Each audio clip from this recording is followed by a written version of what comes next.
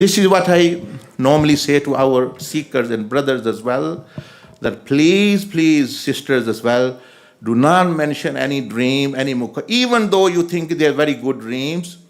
If they are not appearing in the confines of Sharia or anything, except your teacher or mentor, you must not mention to others without actually permission, because they will interpret for you. Sometimes actually what you are seeing, what you are actually might be truth, but the meaning which you are giving them is wrong. It's to hide. Share with the goodness with the people, doing dawah. Let them come and see for themselves. Do this. Rather than say, oh, I am very pious, look, I am seeing, I am so much great wali or pious, look, I am this and I am that. What have you given to the other people? He is still a sinful person. Better than that was you don't say anything, call him. Say, I have some good thing to achieve, good thing to share. And what is that good thing? Come walk on the path to Allah and enjoy the pleasures and the status and mukashifat, whatever you enjoy yourself. I won't be able to become a true worshipper of Allah subhanahu wa ta'ala. Let aside any other status, say banda, just a servant. That I think is impossible for me. Because Allah's right is infinite. What to say about I am Mu'min, I am higher level Mu'min, I am higher level Muslim, highest level. Just actually a true, sincere, complete servant of Allah, worshipper of Allah, I think I cannot do it. I will not be able to achieve it. So my whole effort is to become a true worshipper of Allah. Although I will not be able to achieve, but I will keep trying. Why? Because Allah out of His fadl may accept and actually forgive. Secondly, if I try all my life, not this life, but millions of life, millions of years, to become a true ummati and follower, how a follower should be, how an ummati should be, if I try all my life and I'm given millions years of life, I would not be able to become anywhere near there. So I am just trying to become a true follower, a true ummati, which Rasulullah sallallahu alaihi wasallam accept. For example, he said, yes, this is my ummati. For example, he said, man ghasha falaysa minna. Whoever is a fraudster, he is not in my ummah. Man lam, whoever does not honor our elderly, he is not amongst us, he is not from my ummah. The one who does not have compassion upon the young, he is not in my ummah, he is not from me. فَمَنْ رَغِبَ عَنْ سُنَّتِي فَلَيْسَ مِنِّي. Whoever does not follow my sunnah, he is not actually from me. He is not the true ummati. So when I have weaknesses like this even, then so all my life I try to actually be a true ummati. I won't be able to come, but I will keep on trying. So Allah out of His fazl just accept, okay, this person has been trying, although he has not become.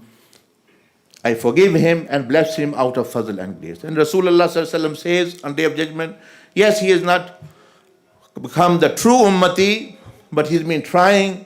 I accept him, as least he accepts he is not, and he's been trying. That is a big credit. Thirdly, if I try in millions years of life to become a true servant or having compassion upon creation, serving the creation as a ought to serve the creation of Allah, have mercy upon the creation of Allah, have compassion upon the creation of Allah, to serve the creation of Allah, from the animals, from the insects, from the human beings, from the jinnat, from the earth, all creation, from the poor and needy. If I try all my life, I won't be able to become the true Khalifa, the true servant, representative of Allah Azza wa Jal to serve the creation even. Let aside actually. But I will keep trying. I will keep doing so that actually Allah subhanahu whatever my ability is, also Allah Azza wa Jal out of His mercy accepts my this trial, my this striving, and forgives and blesses out of fadl, because there will be lackness in there. This is the mindset which Sayyidina Abdul Aziz Dabbagh gave. The mindset of the true awliya Allah. And the mindset of the true worshippers of Allah and the true ummati of Rasulullah sallallahu alaihi wasallam, and the true servers who have compassion, who is doing khidmah of creation. Now a person who has this mindset, how can he claim to be a wali or actually spiritual kutab or whatever, let aside actually Mahdi and another thing. Even a true Muslim, he cannot claim to be a full Muslim. Prophet Islam said, Muslimu man salim al muslimun min lisani wa yadi.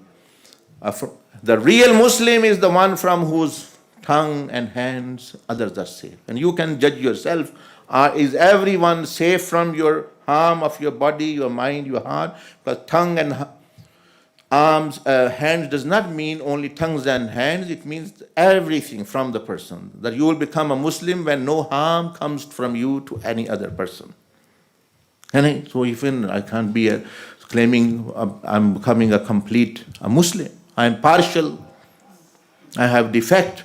But okay, I can try and ask help from Allah and fadl of Allah subhanahu wa ta'ala. This should be the mindset. Then this cuts the roots of all these claims and this da'wah and this ego and this actually considering myself very high or anything. Now coming back actually again to what I was saying, that actually if you want to achieve goals, the Prophet ﷺ said one of the things which can withdraw you, we can drag you down, is exposing those secrets or goals before you have achieved them. So if you are working for become a businessman or to marry someone or for a career, keep it to yourself and the people related to that. Don't make it as a BBC or CNN news actually, or on social media or anything, and putting, as I said, our mentality is we are posting our pictures of our pizzas, our restaurants, or I bought a new sofa, this is the new sofa, I bought a new car, this is my car. I say this to my children, because they sometimes try to do that. I say, don't do. If you are in a good car or if you're a restaurant, who are you actually showing? And what will that happen? What will happen? The evil eye, I will be affected by evil eye, and also I am creating my own enemies by myself. And I am doing self-harm to myself. Similarly, if you are giving in the way of Allah, if you are doing some good deeds, you don't need to make. The person who needs to know, he knows. Which is Allah Jalla Majduhu. Others do not need. Now, if Allah Azza wa Jal chooses to expose or to actually make your good thing or anything public, it's up to Allah subhanahu wa ta'ala. He is the Lord, He cannot be questioned, but He will then also protect you. So the other reason is for evil eye, for example, there is one way of protection. This is one way of keeping. Now, we see in the Quran, Allah subhanahu wa ta'ala, आज कितने बजे है यहाँ मगरिब की नमाज? What time is Maghrib Salah? 9? 9:02, okay. Last thing, Allah subhanahu wa ta'ala Jalla Majduhu says in the Holy Quran, the story of Sayyidina Yusuf in Surah Yusuf. It starts with that, it's in the first page. He says, قَالَ يَا أَبَتِ إِنِّي رَأَيْتُ أَحَدَ عَشَرَ كَوْكَبًا وَالشَّمْسَ وَالْقَمَرَ رَأَيْتُهُمْ لِي سَاجِدِينَ. Hazrat Yusuf says to his father, oh my father, I have seen 11 stars, the sun and moon doing sajda to me. And what does Hazrat Yaqub say, his father say? What does he say? Go and tell your brothers and everyone, you've seen a good dream. Or he mentions himself, no. No, he said, قَالَ يَا بُنَيَّ. Oh my son, oh my dear son, La taqsus ru'yaka ala ikhwatik. Don't mention this dream even to your brothers, your family, close family. Why? Fayakidu laka kaida. They will plan against you. They will become jealous with you. Because inna shaytana lil insani aduwwun mubin, because shaitan is an open enemy. He have openly said, I am your enemy. Why you can't save yourself from an open enemy? You see, when Allah says in the Quran, open enemy, what does that mean? Because there are many enemies which are hidden, you don't know. Okay, this person he says he poses as friend, he doesn't know. But Allah says this is one person who has openly declared animosity, and you can't even save yourself from an enemy who's saying, I am your enemy, I'm coming to take your head off, and you are still sitting like duck there. Okay, if he came as a friend and hit you, it's understandable because you didn't know. But when he is saying from 1 mile, I am your enemy, I'm coming to harm you, then why you are not actually protecting? That's the meaning of open enemy. Adu Mubin, a very, actually clearly. So Yusuf alayhi salam did not mention, but they heard through some. And because they heard that dream, and so that actually, Yusuf is going to become a higher person. He reach higher status, it seems. We might have to prostrate, and he might be gifted with certain things. So they tried to kill him. They sold him. They threw him in the well, and even sell him as a slave. Why did this happen? Because they didn't. Now, the Quran is not for me only. It is for all humanity. Came upon Rasulullah for all humanity. And the Quran is not for Hazrat Yaqub and Hazrat Yusuf, because they have passed. Thousands of years ago, they have passed away. So it's not for them. So why is Allah Azza wa Jal mentioning the story of Sayyidina Yusuf and Hazrat Yaqub and this dream? To teach me and you that if you have a spiritual blessing, spiritual or physical blessing, special, something special, something secret, something special Allah has, don't actually make it public. Don't proclaim it if you don't need it. If you need to mention to someone, okay, that's a different matter. Even if it's your business, even if it is your spirituality, even if it's whatever it is, one should not actually mention it. This will bring evil eye, many millions, hundreds of evil eyes upon you, and you yourself will be responsible for that. And many people are suffering because of that, because they themselves. And even there's in a hadith, Sayyidina Ubadah ibn Samit radiyallahu ta'ala anhu says, دخلت على رسول الله صلى الله عليه وسلم أعوذه وبه من الوجع ما يعلم الله تبارك وتعالى بالشدة ثم دخلت عليه. He said, I came to Rasulullah sallallahu alaihi wasallam for actually because he was not well, and when I saw the Prophet alayhi salam, he was in so much pain that only Allah knows. ثم دخلت عليه من العشي وقد برئ أحسن بريء فقلت له دخلت عليك غدوة وبك ومن الوجع ما يعلم الله بشدته ودخلت عليك العشي وقد برئت. He said, then I came in the noon to see Rasulullah how he is. He was not feeling well, and he was so much in pain and agony that he said, I can't even judge. Only Allah knows. So much actually pain was there. He said, when I came in the noon or afternoon, he was completely free and walking and healthy and fine. And I said, Hazrat Ubadah ibn Samit says, I said, Ya Rasulullah sallallahu alaihi wasallam, that I came in the morning and you were so much in pain. Only Allah knows. I saw you at that time, and now I seen you are completely cured and things. Prophet ﷺ said, فَقَالْ يَبْنَ سَامِتْ إِنَّ جِبْرِيلَ عَلَيْهِ السَّلَامِ رَقَانِي بِرُقِيَّةِ بِرِئْتُ أَلَا أُعَلِّمُكَهَا. He said, yes, I was ill, but Jibreel alayhi salam came and he read, he did such dua, such protection of Allah, protective dua, that Allah subhanahu wa ta'ala cured me. Look at the generosity of Rasulullah. He says, Ala u'allimukaha, shall I not teach you as well what Jibreel alayhi salam read? The Dam of Jibreel, the Ruqayya of Jibreel.